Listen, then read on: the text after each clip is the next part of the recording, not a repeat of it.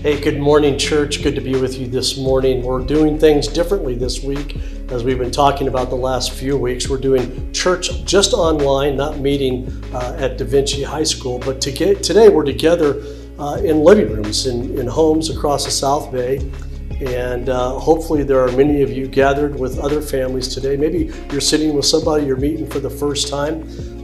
Maybe you've never been to our church, but you've been invited to join one of these watch parties, and we're glad you're with us. We're excited about our guest speaker this morning, Dr. Tim Elmore, who's going to be coming in just a moment to share a message. But I do have a couple of announcements.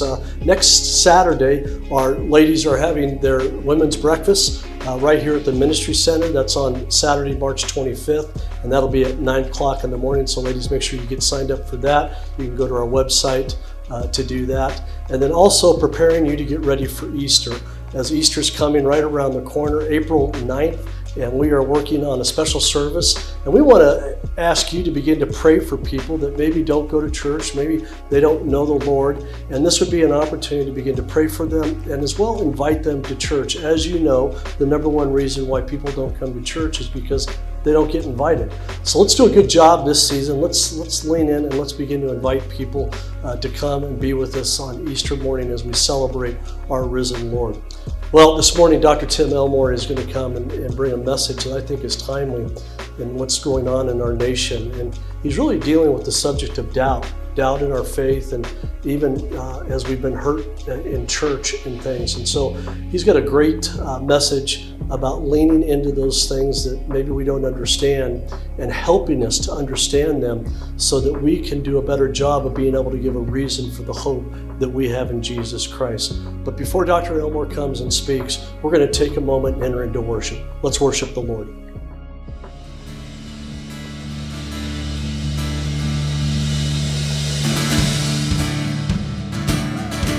Good morning! It is a good morning. Because we serve a good God, it's a good morning, yeah?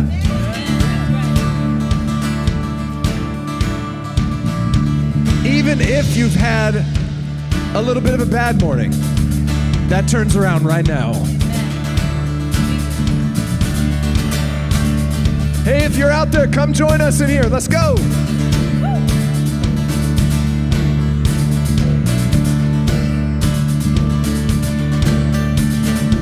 I was buried beneath my shame. Who could carry that kind of weight? It was my tomb till I met you. I was breathing but not alive. All my failures I tried to hide. It was my tomb. Oh, till I met you, Jesus, you called my name, and I ran out of that grave. Out of the darkness into your glorious day. You called my name, and I ran out of that grave. Out of the darkness into your glorious day.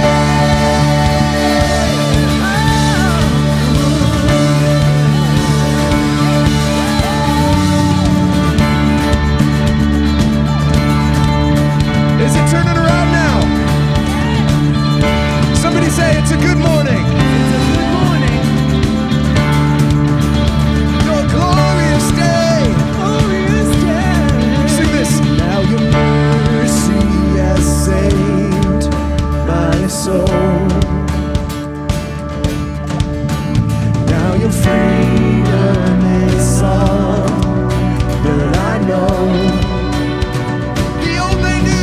The old may do. Jesus, when I met you, oh,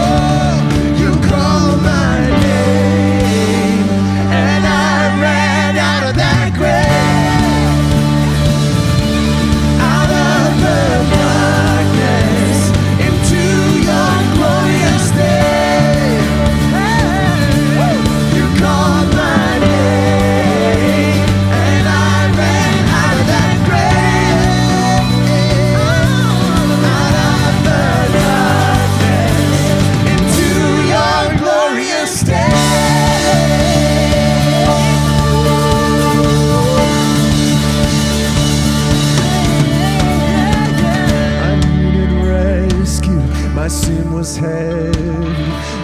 Chains break at the weight of your glory. Yes, Lord. I needed shelter, I was an orphan. Now you call me a citizen of heaven. When I was broken, you were my healing. Now your love is the air that I'm breathing. I had confusion, I had to open.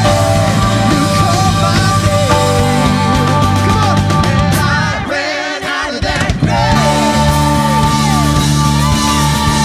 Out of the darkness into your glorious day. You called my name, and I ran out of that grave. Out of the darkness into your glorious day.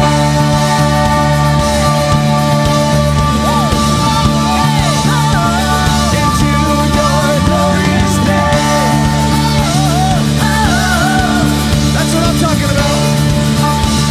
Into your glorious just a kick. Oh, oh, oh, oh, oh, into your glorious day. Let's hear it. Oh, oh, oh, oh, oh, into your glorious day. Oh, oh,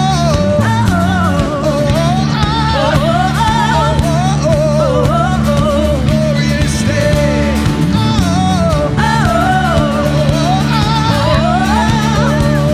Into your glorious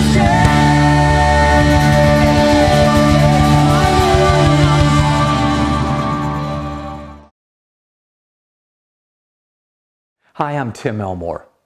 And in this video session, I'd like to talk to you about pushing reset on your beliefs.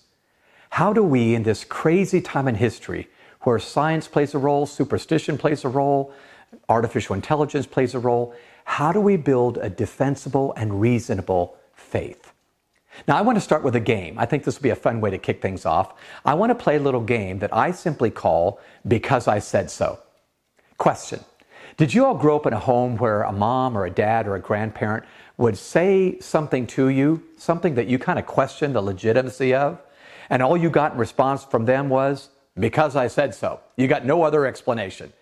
Well, Ken Jennings, researcher from Jeopardy, decided to look up some of the most common phrases that parents would say over the years, and he discovered whether they were true or not, okay? You're going to vote on the truthfulness of these claims, all right? So I'm going to give you a statement that you're all going to recognize, actually 2 or 3 of them, and you're going to hold your hand in the air and vote. 5 fingers means you think it's totally true. 1 finger means you think it's totally false, or somewhere in between, 2, 3, or 4, okay? Totally false, totally true, or somewhere in between, all right? So here is statement number 1. Did you ever hear this one in the summertime? My mom would say, no swimming for an hour after lunch. You'll get cramps. You'll cramp up, okay? I remember being deathly afraid that if I jumped in the pool 55 minutes after I'd eaten lunch, I would probably die, okay? So I want you to vote on this. 5 fingers means you think it's totally true. 1 finger means you think it's totally false. And I'm going to show you in just a second on the truthometer what the right answer is, all right? What do you think? The correct answer is it's completely false, okay? In fact, I don't know if you know this, but marathon swimmers will actually stop halfway through their marathon swim, eat a meal, and keep on swimming. So you may get uncomfortable swimming too short after lunch, but you're not going to die. It's going to be fine. All right, let's do another one. Here's a second phrase that I bet some of you heard. During a storm outside, did you ever hear someone say, stay away from the windows during a thunderstorm? And the implication, of course, was lightning's going to pass right through that window and kill you, okay? I remember hearing that from my mom and thinking, oh, OMG, OMG, you know? All right, you're going to vote. 5 fingers, you think it's totally true. 1 finger, totally false, somewhere in between. Everybody weigh in. The answer is actually, it's mostly true. And the reason we say mostly true is lightning can actually pass through windows, but it's exceedingly rare, so it's mostly true, all right? All right, let's do one more. I heard this one from my grandmother more than once. She said, If you crack your knuckles, you're going to get arthritis, okay? And I remember thinking, oh my gosh, you know? So I stopped. Well, a gentleman by the name of Donald Unger took this one on firsthand. No pun intended. He had heard his mom say this all through his childhood up until he was 10 years old. And when he was 10, he decided to experiment. He would crack all the knuckles in his left hand, but no knuckles in his right hand for the next several years and just see if he ever got arthritis. When he was 60 years old, he had done this for 50 years. He would examine both of his hands and he realized he did not have arthritis. The answer is that's completely false. In fact, in a banquet, he stood up and told this story, and his mom had passed away. So he looked up and said, "You were wrong, Mom." I love it. Okay, you're probably asking, why did we just play that little game? That irrelevant, meaningless little game. Here's why. I think you and I, as we sit here today, live in a very different time of history. And we can no longer bark out orders or hear someone say, because I said so, and just buy into it. We once just bought into what our mom said, or our pastor said, or our professor said. And now I think we need to dig. We need to do our own research and find out what's really true. So in regard to your faith and your spiritual journey, I'd like to ask you an opening question. I'd like to ask the question, have you pushed pause on the video and just, if you're with a group of people, just talk together? But here's the question I'd like you to respond to. What have been your biggest doubts when it comes to your faith? What hurdles make it hard to embrace faith? I'm sure you've had some just like I have. So push pause on the video, talk for a bit, and we'll bring it back and we'll jump into the content.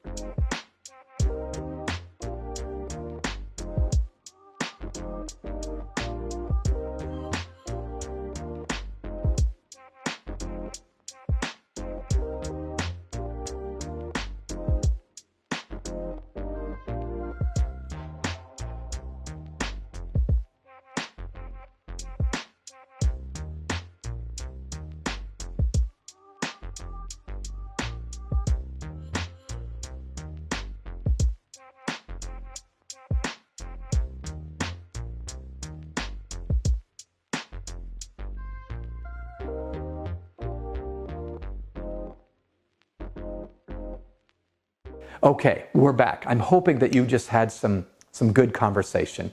Let me make one statement that I think will lay the foundation for everything else I'm about to say.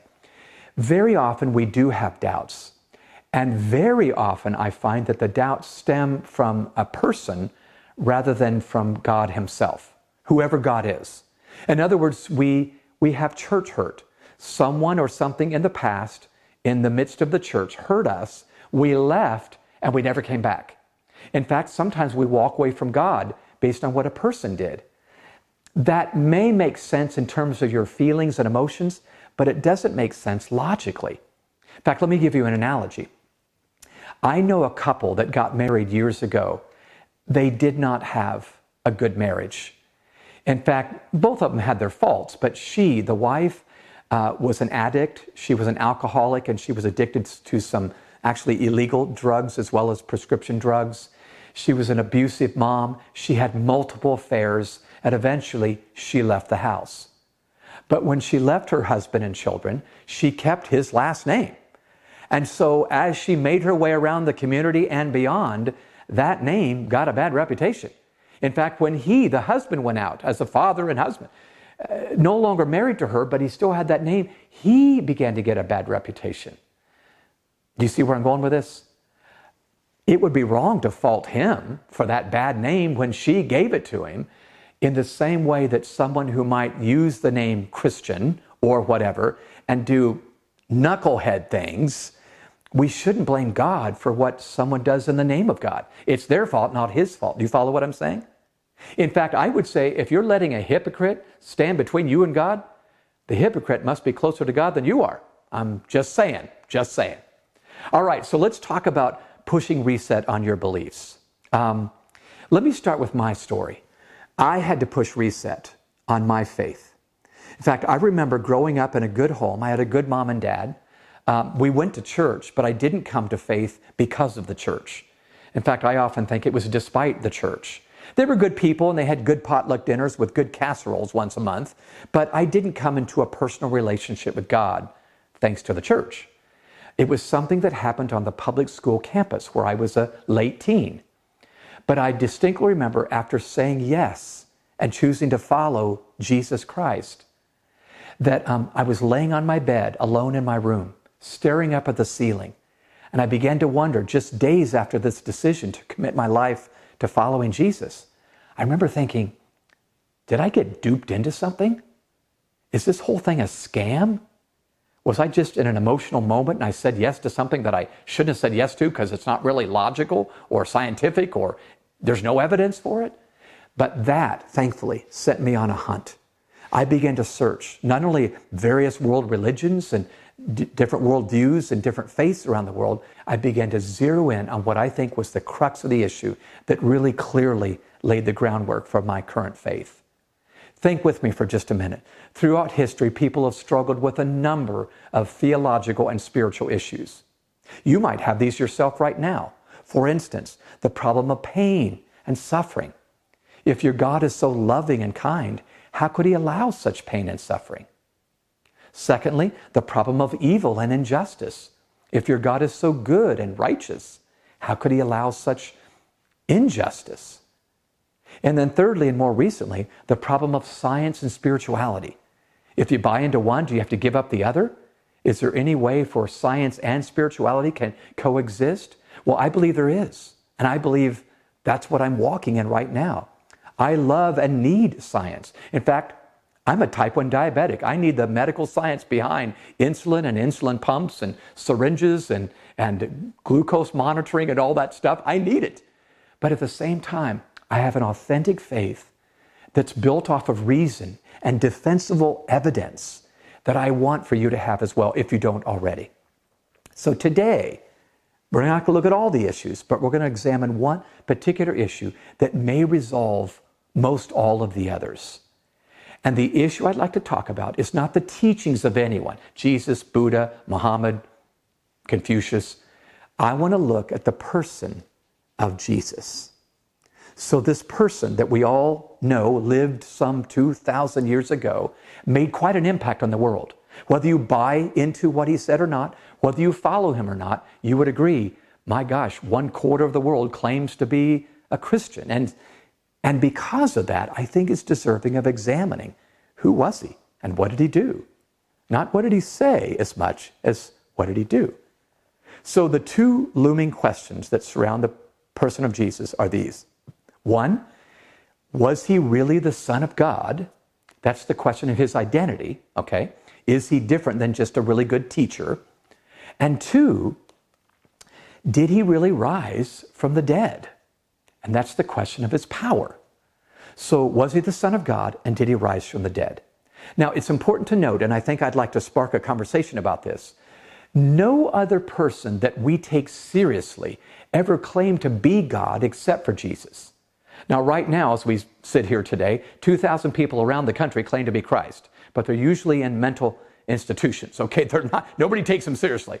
But if you look at all the world religious leaders around the world, down through history, I mean, I'm talking about Buddha, I'm talking about Confucius, I'm talking about Joseph Smith, I'm talking about Muhammad. They all never claimed to be God. They claimed to be from God, but they didn't claim to be God. Jesus, on the other hand, actually claimed to be divine. He claimed to be God in a bod, God incarnate, God embodied in a person. And that's what's strange. We either look at it and say, he's deranged, or we need to look at it and say, maybe he really is who he said he was.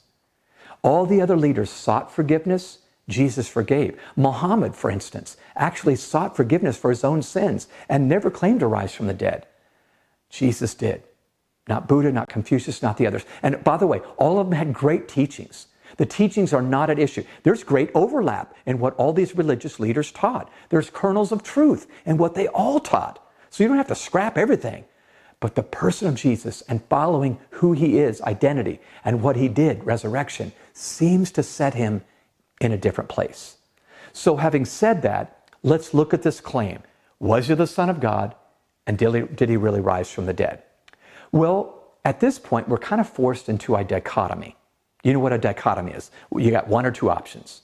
This claim is either true or this claim is false, right? Pretty simple, okay?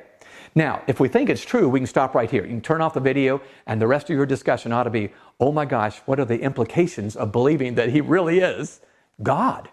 That he did rise from the dead? How should that change the way we think, the way we approach life, the way we live, the way we love? It should have great implications.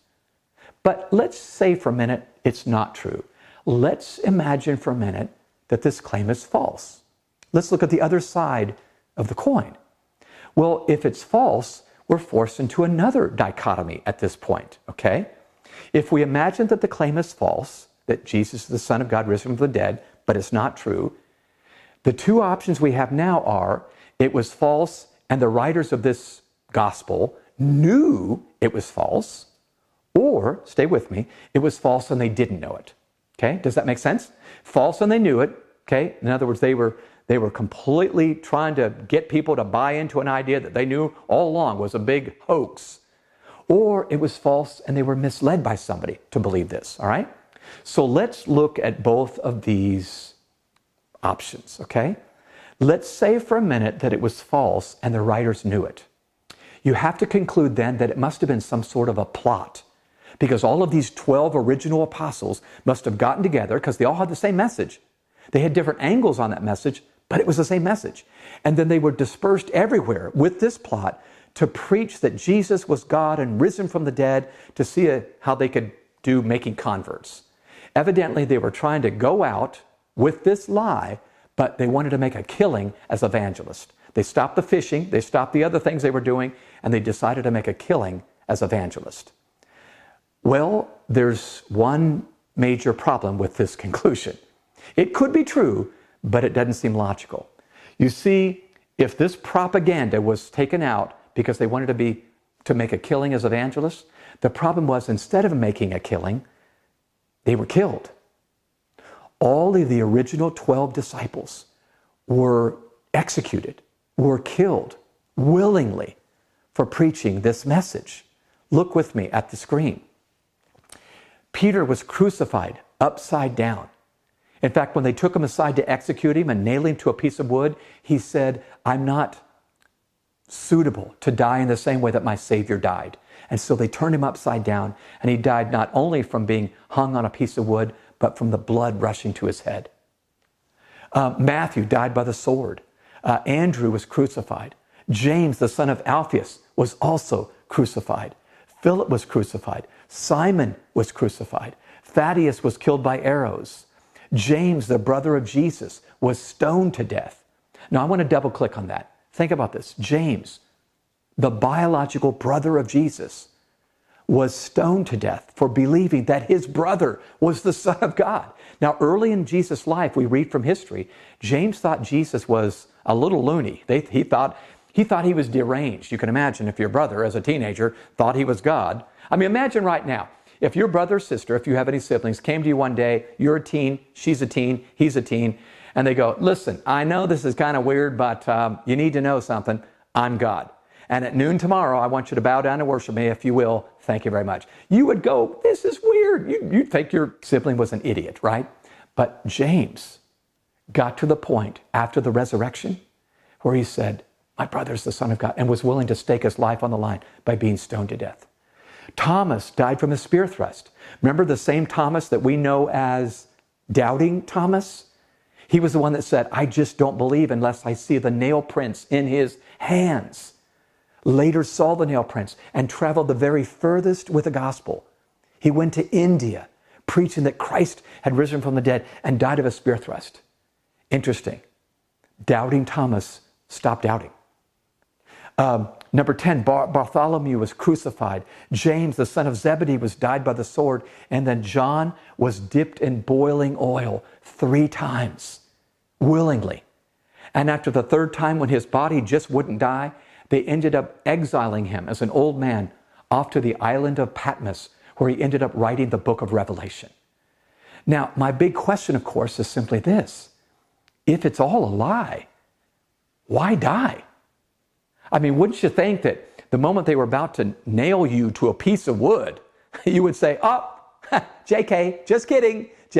You can let me down now. I was just seeing I'll get you to believe this. Just thought I'd try to, get this. But none of them did. In fact, all of them said, do it. I'm not recanting on this message. Folks, we live in a day today where it's hard to get people to cross the street for what they believe, much less die for it. And yet every one of these people were willing to sign their life in blood. So if it was all a big joke, wouldn't you think someone would have admitted it, especially at the point of torture? But they didn't. So while it still could be true, it doesn't seem like a logical conclusion. So let's look at the other option. The message was false, and these apostles didn't know it was false, meaning somebody must have misled them. Of all the people that were interacting back then, somebody, or maybe a group of people, just started leading them to believe that Jesus was more than a man, that he was the Son of God, he rose from the dead, and they were all sincere, but they were sincerely wrong. Okay? So let's look at this option. These evangelists were duped into or misled by someone. But the questions that lie in front of us then were, who misled them? Could we put our finger on who was the original person back in time that started this rumor? Who was the most likely person to do so? And number 3, what do the records show? So when I examined both biblical and extra-biblical literature, so scripture and outside of scripture, what were the historians writing? What were the people that were documenting things back then? Doctors. What were they saying? We find that the record is pretty uniform. For instance, Josephus was not a Christian. He was a Jewish historian, wrote a big, thick book. And Josephus even wrote about Jesus and said this, there lived during this time a man, if it even be lawful to call him a man, for he was a doer of wonderful works. Interesting. So both accounts, believers and non-believers, were both saying this Jesus is crazy different, amazingly different. And they all showed the same thing. The answers seemed to be clear. It was Jesus that was leading people to believe that he was more than a guy, more than just a human, okay? So look for just a minute about some of the things he said. Then we're going to take a minute and look at some of the things he did that might just help clarify this in our minds today. So in the Gospel of John, chapter 6, Jesus said, he who believes in me shall have eternal life. Now, if that's not God talking, we're going to think this guy deserves to be in a funny farm, right? I mean, one village is missing an idiot, right? I mean, this is just crazy. But look what he said. If someone walked up to you today, someone walked up to you on the street corner and said, you believe in me, I have eternal life. You're wanting to call 911 or something. But they didn't. I mean, this is just, they took him seriously. In the Gospel of John, chapter 11, Jesus said, I am the resurrection and the life. He who believes in me shall live even if he dies. Amazing claim. And then in the Gospel of Mark, the high priest has Jesus on trial, about ready to crucify him. And he asked Jesus, are you the Christ? And Jesus replied to him, I am. I don't know how more blunt we can be, or he can be. Now, my point is simply, it looks as though at least the writers claim that he was the one that started this thing. Now take a minute with me and look at what he did. Consider Jesus' life for just a minute. I'm thinking about two parts of Jesus' story that you might be familiar with. Jesus' temptation in the wilderness at the first part of his earthly ministry, and at the end of his earthly ministry when he and Thomas meet up. So you might remember the story. Jesus went through 40 days in the wilderness. If you're not aware, Jesus went out for 40 days and he fasted. That's about as long as you can go without food and not much water. So as he's out there, he begins to be tempted, you can imagine. And the enemy, Satan, the devil, somebody that you might not even believe in, according to the story, began to tempt him to worship him, and he would give him plenty to eat and drink. And Jesus said, "You shall worship the Lord your God, and him only shall you serve." In other words, I'm not going to worship you. The only person I worship is God. Now watch this. Later on, when Thomas says, "I'm only going to believe if I see the nail prints," and then he sees the nail prints, do you know what Thomas did? He drops to his knees in front of Jesus and starts worshiping Jesus. And Jesus didn't say, "Get up, get up, get up. You shall worship the Lord your God and him alone. Don't worship me." Jesus freely received that worship. Interesting. Buddha, Confucius, and Jesus all had different responses when their followers asked them, "Show us the way." When Buddha was on his deathbed, we are told that some of his closest followers, his closest disciples, if you will, came to him and said, "Before you die, Buddha, show us the way." And his response was, "My followers, I'm still searching myself." Confucius, in a similar situation, had his followers come to him toward the end of his life, and they asked him, "Confucius, O teacher, show us the way." And he said something similar, "I'm still seeking myself." In John chapter 14, Jesus' followers asked him the same question, "Master, show us the way." And Jesus looked straight in their eye and said, "I am the way and the truth and the life. No one comes to the Father but through me." You can call him demonic, you can call him awesome, you can call him whatever you want, but there's a stark claim that's so different. Now, in our world today, there's lots of relative truth. In fact, part of our dilemma right now is we all kind of go around saying, "You got your truth, I got my truth, believe whatever you want. As long as you believe, it's great." That's true about some things. I think belief is good, whatever you place it in. But there's certain truths that are not relative, they're absolute. And you believe in them. Whether you know it or not, you believe in absolute truth. I'll guarantee it. Travel anywhere you want to in the world. Jump off a cliff, the law of gravity is true.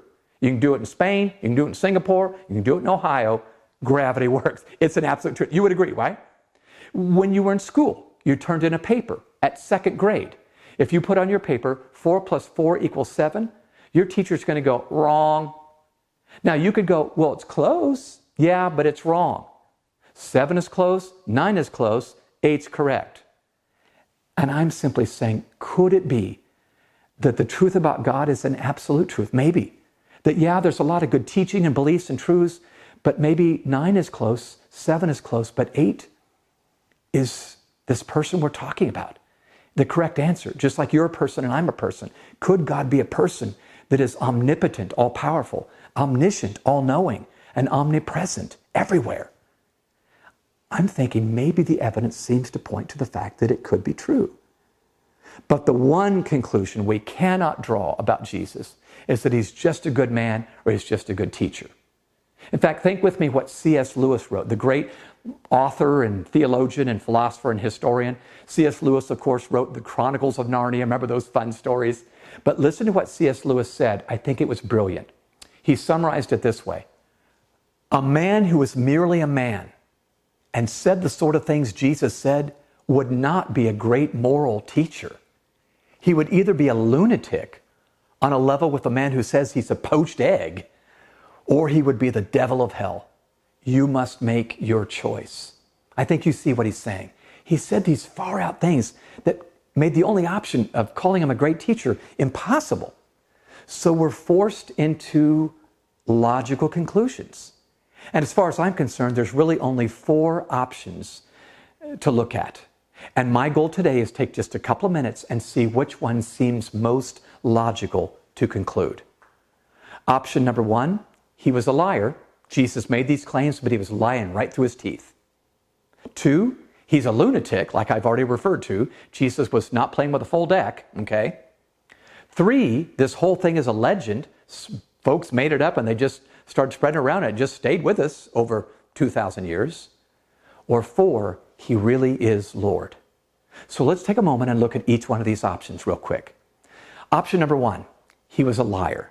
Just like we said, maybe the apostles were lying. What do we conclude if we say Jesus was a liar? Well, if we try to answer, is this logical, it becomes very difficult. First of all, if you call him a liar, you have to also call him a hypocrite, because he told everybody else to be truthful and ethical and honest and moral, and there he was lying right through his teeth. Secondly, you need to conclude that he was a demonic. I mean, he told everybody to put their eternal destiny in his hands. That's just demonic.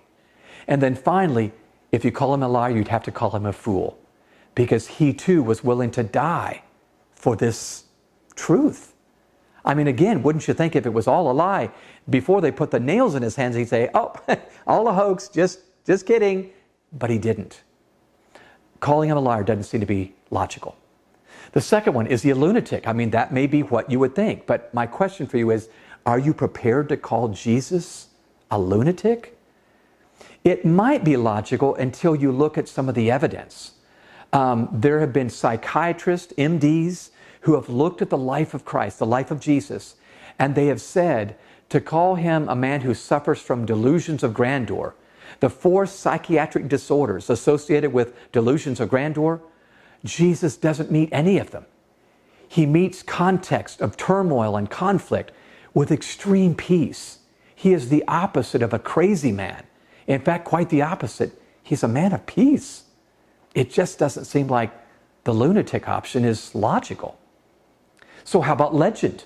Maybe this whole thing is just a legend. Folks got together over the years and the story grew and it just took off and it's stuck now here in this year. But this is the weakest of all the conclusions. In fact, historians, extra-biblical and biblical literature all confirm Jesus was indeed a man. He did live. He was an amazing man. And he performed miracles. So this legend thing just doesn't seem logical. And in fact, you can see the conclusion I drew, as supernatural as it sounds, superior to nature, is that Jesus might just be Lord as he said he was. Now, it might be heartening for you to hear there have been investigators, attorneys, journalists, down through the centuries, not just years, who have looked at the life of Christ, tried to disprove everything, and came to the opposite conclusion. Check this out. In the 18th century, Oxford researcher Dr. Gilbert West set out to demonstrate Jesus never rose from the dead. He later proved the opposite in his book, Observations on the History and Evidence of the Resurrection of Jesus Christ. Interesting. In the 19th century, Dr. Simon Greenleaf of Harvard Law School, we think Harvard's going to make it, Harvard Law School ended up drawing the same conclusion using the rules of evidence in the courts of justice. So he applied the same evidence rules that you use in court to this person, Jesus. His book is The Testimony of the Evangelist. He proved just the opposite. But later in the 20th century, journalist and attorney Dr. Frank Morrison set out to refute the truth of Christian faith. Instead, he did the opposite. The first chapter of his book, Who Moved the Stone, is called The Book That Refused to Be Written. Also in the 20th century, Dr. J.N.D. Anderson, professor of Oriental Law at the University of London, wrote a book proving the same thing. Jesus is who he said he was. And then in more recent years, in our lifetime, legal editor at the Chicago Tribune, Lee Strobel, was an atheist who got tired of religious people claiming that Jesus is God and rose from the dead. So he set out to research and write a book refuting this claim. You probably know the end of the story.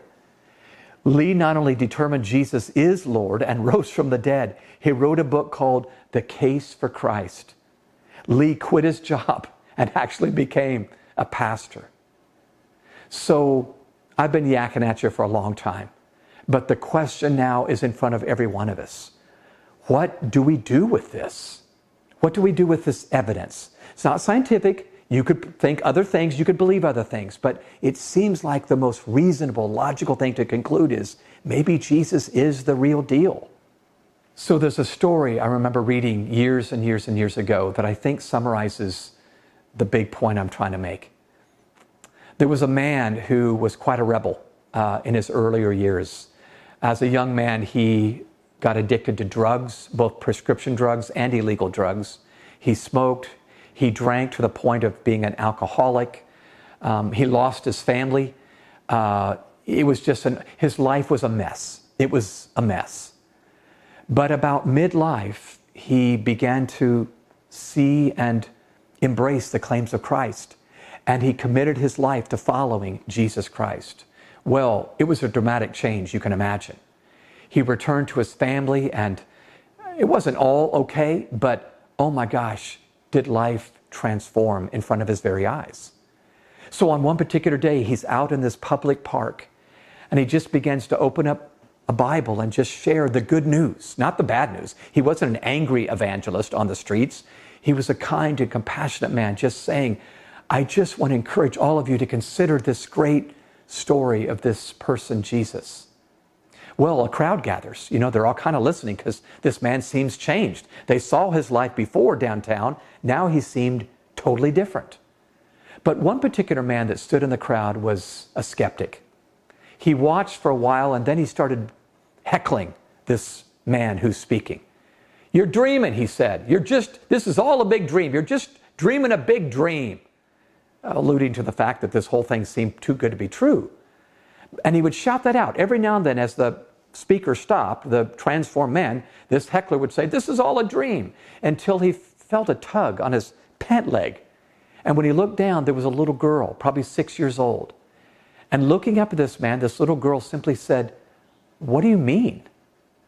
Well, he tried to put it in terms that a 6-year-old would understand. He said, well, I'm just saying this all is just a big untruth. It's all a dream. He's just daydreaming right now. It's all a dream.